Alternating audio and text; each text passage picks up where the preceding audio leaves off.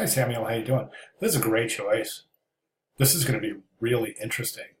And so what you're doing is ICANN International Campaign to Abolish Nuclear Weapons by way of doing a biography on Setsuko. Uh, what is it? It's Saro Setsuko, a representatives or organization, Setsuko Thurlow. Yes, Saro Setsuko is the name of the individual that she is the spearhead of the ICANN movement. Is that correct? Okay, so so this is a really a good setup, right? But there's a couple of things that are missing from this particular assignment that I would like you to repost here, and then we'll address that, and then you can make your adjustments for Sunday. But what I'm getting at here for this post is that let's look at what's required for this post. Um, so in week 5, Nobel Prize 1 and 2, and that's week 5, right? So what you're going to do is research your laureate and provide their name. I need the biography paragraphs, then I need the photo you plan on using, and then the dates and the events that you plan on using in your timeline. So you really have to submit that stuff, and you do so for part 1. And that's not included. So part 1 is missing some components. Also create several thumbnail sketches of both the front and the back, and we'll take a look at those. But you have those included. Here are your sketches right here.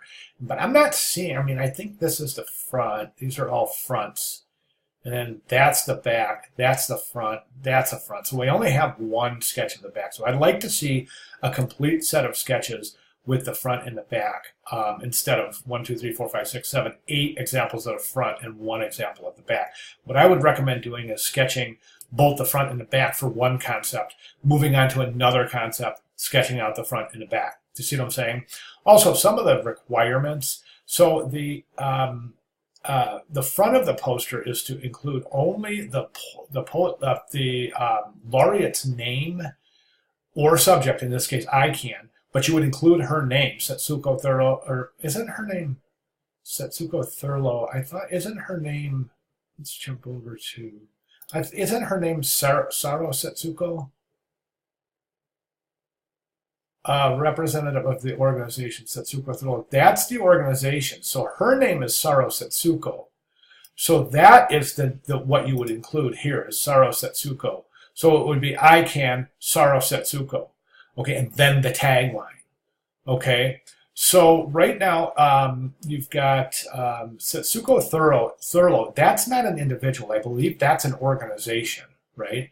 And part of the organization that's behind ICANN. But the individual, that's the name of the individual. I'm pretty sure I'm right here, Saro Setsuko. So check that out. Let's be really specifically clear there. Okay, so we would need those to be submitted for part 1 in order to receive everything, full credit for part 1, and then we'll address those submissions for your part 2, which is due Sunday, right? But what I don't want you to do is just address my comments, because there are some things missing from part 1, specifically the biographical information, the timeline, dates and information, and the tagline that you plan on using on the front. Okay, now as far as the front of the poster, only on the front of the poster, the only thing you have is the poet laureate's name or subject, and then the tagline. So no images or illustrations on the front of the poster. We can see that in the examples. I'm sorry about that. Here are the examples, and we can see that on all of the examples, there's the name and the tagline on the front. Next example, name and the tagline on the front. So there's no imagery on the front. Here's the subject, then the name, and then the tagline. Okay, but there's no, now this is an illustration that was created typographically, so feel free to create a typographic illustration. But as far as just an illustration like the logo for ICANN that you're depicting right here, this would not be permitted. These illustrations also would be, let's save those for the back of the poster. Okay, so the front of the poster, only the Nobel laureate's name, and then the tagline. Name or the subject, then the name and the tagline. Back of the poster is the bio information, the photographic imagery. Only photographs you can use are a photograph of your Nobel laureate. Okay, so you couldn't include photographs of anything else. You can include illustrations or typographic illustrations, but no photographs. So the timeline information is on the back of the poster. Okay. Okay, so we need the laureate, the name, the subject, biographical paragraph, the photo, the dates and events of the timeline. Okay. Now, as far as the sketches that I'm seeing goes, I'm seeing that you're really starting to try to develop some conceptual ties here of tying together a concept with the subject and the individual, and then carrying that over to the back. So that's really good.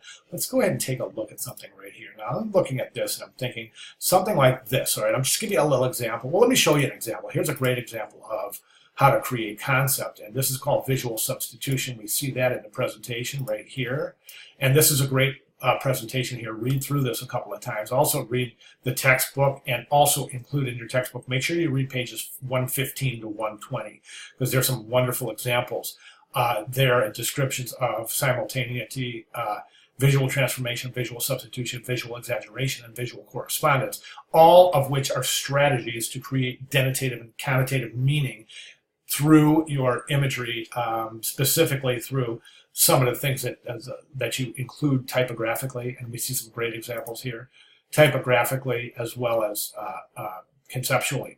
So if we take a look at this one, this is a great example because this designer has substituted the equal sign for the E. It works for the E, but it also adds a lot of conceptual considerations here in that Martin Luther King stood for equality, and we can clearly see that right here. So it's tied in beautifully here, typographically, good substitution, but it's also continued through the back where that equal sign is also acting as the timeline. So that's a really super successful example. Now I'm thinking about something that you could possibly do. So you have ICANN on the front, and this is just an example, but you take the tittle for the I, right, the little dot, and maybe use the biohazard sign.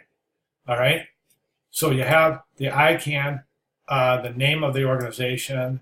I'm sorry, ICANN, the name of the individual, the tagline. Then you have the biohazard. That's creating an immediate visual connection between the subject and the laureate and the typography. So the viewer really gets a glimpse into what's coming before even looking to the back of the poster, right?